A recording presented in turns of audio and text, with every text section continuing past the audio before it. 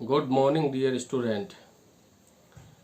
ये आज हमारा न्यू वीडियो है जिसमें आज हम सेकंड पेपर को लेकर के चर्चा करेंगे कि सेकंड पेपर में कौन कौन से प्रश्न महत्वपूर्ण है 2020 एग्जाम के अनुसार। जैसा कि मैंने मेरे पिछले वीडियो में बीए फर्स्ट ईयर के फर्स्ट पेपर के बारे में सारी चीजें आप लोगों को बताई है, आज हम सेकंड पेपर के बारे में चर्चा करेंगे।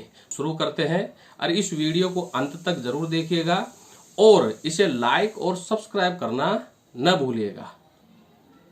जिन प्रश्नों की आज हम चर्चा करेंगे ये BA first year second paper से रिलेटेड हैं, ये जिसमें हम लॉन्ग क्वेश्चंस के बारे में चर्चा करेंगे। जैसा कि मैंने आप लोगों को अपने फर्स्ट वीडियो में बताया था कि लॉन्ग क्वेश्चन हमारे ऐसे में से भी आते हैं और शॉर्ट स्टोरी में से भी ये पूछे जाते हैं।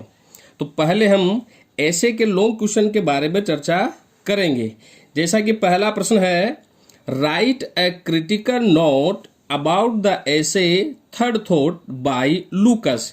ये ईवी लूकस के द्वारा लिखा गया एक ऐसे है थर्ड थॉट, जिसमें राइटर यहाँ पर खुद स्वयं नरेटर है जो कहीं बाहर घूमने के लिए जाता है और वहां पर वह एक टर्नर का चित्र देखता है और उस टर्नर के चित्र को वह बहुत ही लो प्राइस में दुकानदार से खरीद लेता है और एक मोटा मुनाफा प्राप्त करता है और फिर वह उस मुनाफे में से दुकानदार को भी हिस्सा देना चाहता है। इस तरह से लेखक की सोच बार बार बदलती है उसके प्रॉफिट के शेयर को लेकर के। तो इस तरह से इस निबंध में ये सारी बातें बताई गई है। जब आप क्रिटिकल नोट का जब ये प्रश्न लिखें तो आप इसे बिना पॉइंट के नहीं लिखेंगे, आप 9 से 10 पॉइंट बनाते हुए इसका पूरा डिस्क्रिप्शन देंगे। सेकंड क्वेश्चन है हमारा 2020 के एग्जाम के लिए जो बहुत ही महत्वपूर्ण है, जो मेरे अनुसार आंशिक रूप से जिसके आने की बहुत अधिक संभावना है। प्रश्न है, education is favoured by the writer Belloc, give a summary about the essay on education reform. 2020 exam paper के लिए ये प्रश्न भी बहुत महत्वपूर्ण माना गया है। जैसा कि मैंने अध्ययन किया है, ये हेनरी बेलोक के द्वारा लिखा गया एक बहुत ही फेमस ऐसे है एजुकेशन रिफॉर्म, जिसने हेनरी बेलोक ने हमारी मॉडर्न एजुकेशन के ऊपर सटायर किया है और उसने इस निबंध के माध्यम से बताने का प्रयास किया है कि हमें हमारे विद्यार्थियों को किताबी ज्ञान के अलावा हमें उन्हें व्यवहारिक ज्ञान भी देना चाहिए। जैसे कि ब्राइबेरी को लेकर, ब्लैकमेलिंग को लेकर, चीटिंग, गैम्बलिंग आदि के बारे में वह फेवर करता है कि हमें विद्यार्थियों को इन सब चीजों के बारे में बताना चाहिए ताकि समय पड़ने पर वो अपने आप को बता सके। इस तरह से जब आप इस प्रश्न का आंसर लिखेंगे तो आप इसे बिना पॉइंट के माध्यम से नहीं लिखेंगे, आप इसमें भी 9 से 10 पॉइंट बनाएंगे और हर पॉइंट का विशेष रूप से डिस्क्रिप्शन करते हुए इसका आंसर देंगे, जिसमें आप ब्राइबेरी, चीटिंग, गैम्बलिंग आदि के बारे में पूरा डिस्क्रिप्शन दें। इसके बाद हमारे थर्ड प्रश्न है, democracy in its actual working, it's anti democratic, explain. और इसी में एक प्रश्न है, give a detail description about democracy which are given by the writer in the essay democracy. ये प्रजातंत्र को लेकर के एक निबंध लिखा गया है जो हमारे बहुत ही फेमस राइटर हैं राधा कृष्णन, उनके द्वारा लिखा गया ये ऐसे है जिसमें प्रजातंत्र के बारे में बताया गया है। तो डियर स्टूडेंट, आपने प्रजातंत्र के बारे में पिछली कक्षाओं में भी कई सारी चीज़ों के बारे में पढ़ा है। आपको पता है कि प्रजातंत्र के द्वारा हमें किस तरह के अधिकार दिए गए हैं, किस तरह के संवैधानिक अधिकार है, प्रजातंत्र क्या है, प्रजातंत्र के द्वारा एक व्यक्ति को किस तरह के अधिकार दिए जाते हैं और वो किस तरह से अपनी जिंदगी जीता है। तो उन्हीं विषयों को लेकर के राधा कृष्णन ने इस निबंध में हमें समझाने का प्रयास किया है। तो आप ये सारी जानकारी इसमें दें। अब हम क्वेश्चन नंबर 4 पे आते हैं, जो एग्जाम की दृष्टि से बहुत ही महत्वपूर्ण है 2020 एग्जाम पेपर के लिए। इसको आप वेरी मोस्ट के रूप में इसको आप टिक मार्क करें, जिसमें है प्रश्न है, Gandhi explained inner and outer fear, explain all these fears in the essay fearlessness. ये एम के गांधी जी के द्वारा लिखा गया बहुत ही महत्वपूर्ण निबंध है, जिसमें गांधी जी ने हमारे आउटर और इनर फियर के बारे में बताया गया है। पूरा का पूरा जो निबंध लिखा गया है गांधी जी के द्वारा, उन्होंने हमारे आंतरिक और आउटर फियर को समझाने का प्रयास किया कि कौन से हमारे आंतरिक भय हैं और कौन से हमारे बाहरी भय हैं। जिसमें गांधी जी ने प्रॉपर्टी के खो जाने का भय बताया है और शारीरिक नुकसान का भय बताया है। तो इन सभी की जानकारी आप विद पॉइंट इसका आंसर अपनी एग्जाम कॉपी में दे। बिना पॉइंटों के माध्यम से आप आंसर लिखने की कोशिश न करें और आंसर देते समय लॉन्ग प्रश्नों का आप वर्ड लिमिट का जरूर ध्यान रखें। तो 2020 एग्जाम पेपर के लिए हमारे सेकंड पेपर में ऐसे से संबंधित लॉन्ग क्वेश्चन में ये 4 क्वेश्चन हैं जो मेरे अनुसार अध्ययन किए गए हैं और मेरे अनुसार ये संभावित है कि ये 2020 एग्जाम पेपर के लिए बहुत ही महत्वपूर्ण है। अब जैसा कि मैंने पहले बता दिया तुम्हें कि इसमें स्टोरी से रिलेटेड क्वेश्चन भी पूछा जाता है, जो एक लॉन्ग क्वेश्चन होता है और 20 नंबर की इसकी मार्किंग होती है।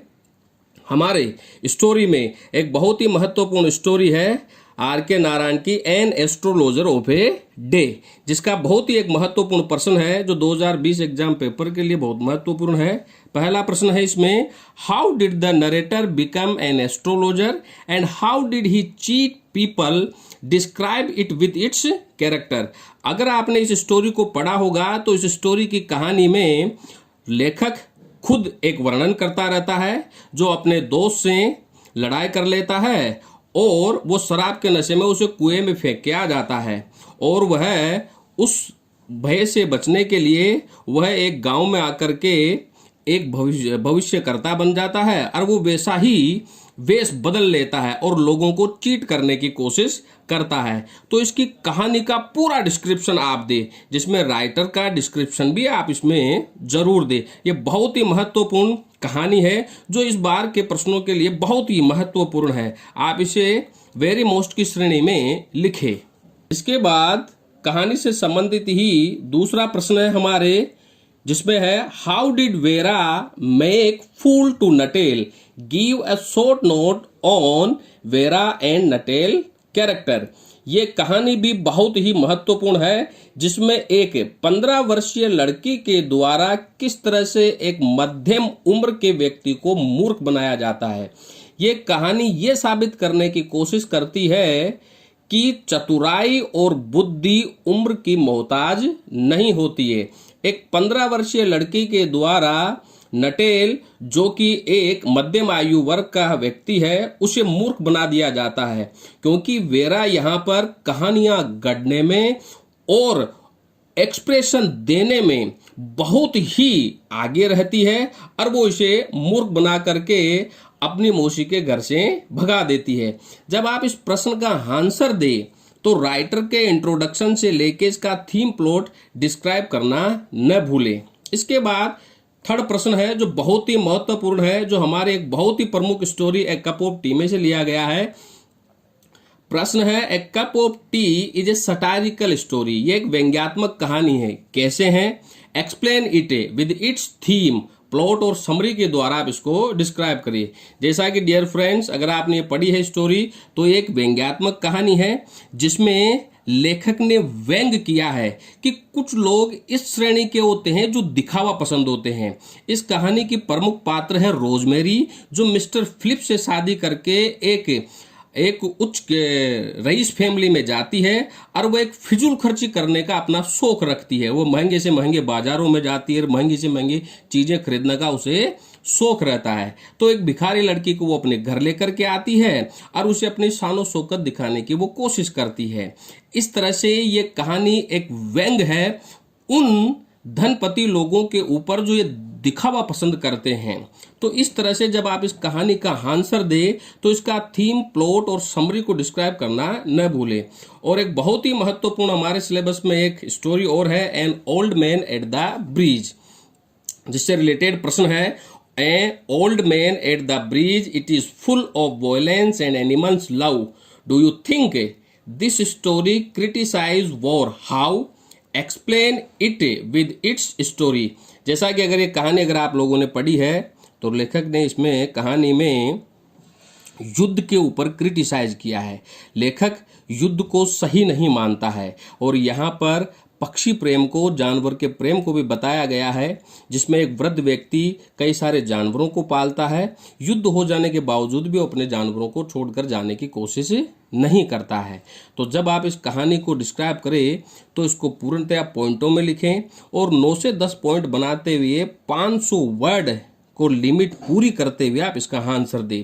2020 एग्जाम पेपर के लिए जो मैंने स्टोरी और ऐसे से संबंधित प्रश्न बताए हैं ये बहुत ही महत्वपूर्ण है और इसमें एक हमारे बहुत ही फेमस नॉवल है, जॉर्ज ऑरवेल के द्वारा लिखा गया एक बहुत ही बहुप्रसिद्ध नॉवल है एनिमल फार्म हाउस, जो मार्क्सिज्म आइडियोलॉजी पर बेस्ड है, जिसके 4 प्रश्न हैं यहाँ पे, जिसमें से आपका एक प्रश्न पूछा जाएगा और ये चारों प्रश्न एग्जाम की दृष्टि से मेरे अनुसार बहुत ही महत्वपूर्ण है। अगर आपने इन चारों प्रश्नों का आंसर याद कर लिया तो मुझे नहीं लगता कि 2020 एग्जाम पेपर में अगर इससे संबंधित कोई प्रश्न आता है तो आप उसका आंसर नहीं दे पाएंगे, क्योंकि इन 4 प्रश्नों को याद करने का मतलब है ये पूरा का पूरा नॉवल आपको अच्छे तरीके से याद होना।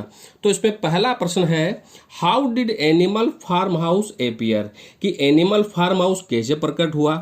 डिफाइन एनिमलिज्म, इसमें जानवरवाद को बताइए। And write a note on the conflict between animals and man, और इसमें जानवरों के और मनुष्य के बीच के संघर्ष को बताइए। जैसा कि अगर आपने इसे पढ़ा होगा तो mister Jones manor farm house का मालिक था, जिसे कई प्रकार के जानवर थे।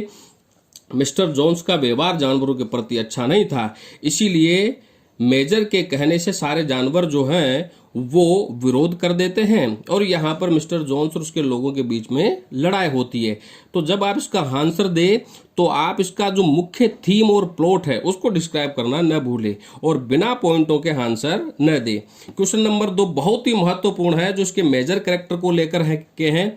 कई बार एग्जाम में इसके मेजर कैरेक्टर से रिलेटेड भी 20 नंबर का प्रश्न पूछा जाता है, जिसमें प्रमुख कैरेक्टरों में है discuss the character Old Major, Snowball है, नेपोलियन है, बॉक्सर है और मिस्टर जोन्स है।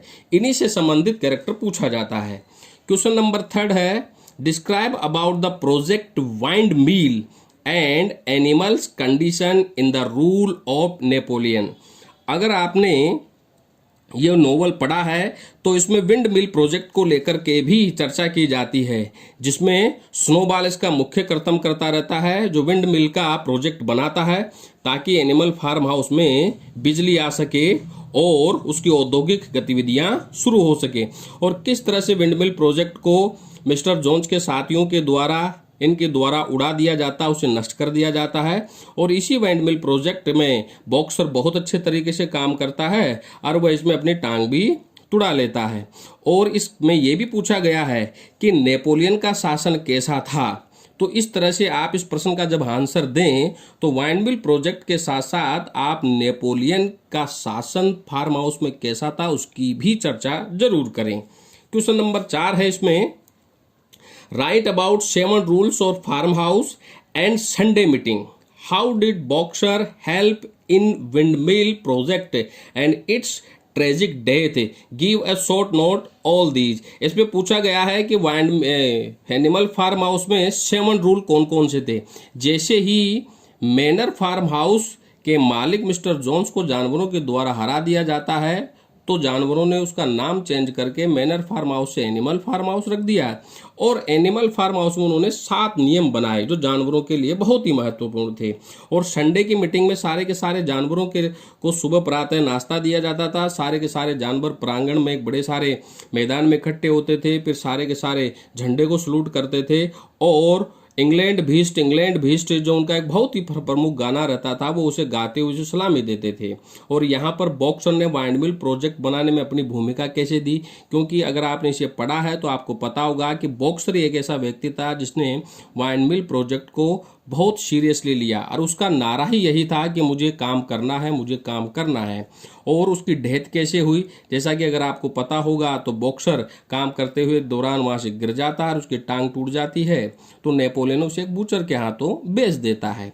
इस तरह से आप इन सभी प्रश्नों के उत्तर अगर याद करेंगे तो आप हर प्रकार के प्रश्न का आंसर अपने एग्जाम में दे सकते हैं। डियर स्टूडेंट्स, जैसा कि आज मैंने आपको सेकंड पेपर के बारे में ये सारी चीज़ें बताई है, ये सारे के सारे लॉन्ग प्रश्न हैं जो आपके ऐसे से संबंधित और स्टोरी से संबंधित पूछे जाएंगे।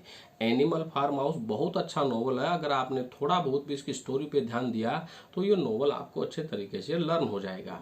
हमारे सेकंड पेपर में ऐसे से संबंधित, स्टोरी से संबंधित और नॉवल से संबंधित ऐसा कोई प्रश्न ऐसा नहीं है जिसे आप हल नहीं कर सकते, बशर्ते आप ये जरूर ध्यान रखें कि इनकी थीम, प्लॉट और समरी को जरूर याद करें। और जब भी आप इसका एग्जाम में आंसर दें, विद पॉइंटों के साथ, बिल्कुल क्लियरनेस के साथ आप इसका आंसर दें, ताकि आपको अच्छे नंबर प्राप्त हो सके। अब मैंने पिछले 3 वीडियो में और इस वीडियो में मैंने आपको BA first year English literature के पेपर फर्स्ट और पेपर सेकंड से संबंधित 2020 के मुख्य प्रश्नों के बारे में मैंने आपको समझाया है, जो मेरे अनुसार आंशिक रूप से बहुत महत्वपूर्ण है। इनसे संबंधित अगर आपको किसी भी तरह की कोई परेशानी होती है, पॉइंटों से संबंधित कोई दिक्कत होती है, तो आप कमेंट बॉक्स में लिख करके मुझे इसके बारे में जरूर बताएं। मैं अगले वीडियो में इन प्रश्नों के बारे में आपको बारीकी से समझाने का पूरा प्रयास करूंगा और ये भी बताने का प्रयास करूंगा कि आप इसका आंसर किस तरह से सोल्व आउट करें। ज्यादातर अगर आप कोशिश करें तो इनको पॉइंटों के माध्यम से हल करने का प्रयास करें। और इस वीडियो को आप लाइक और सब्सक्राइब करना न भूलें।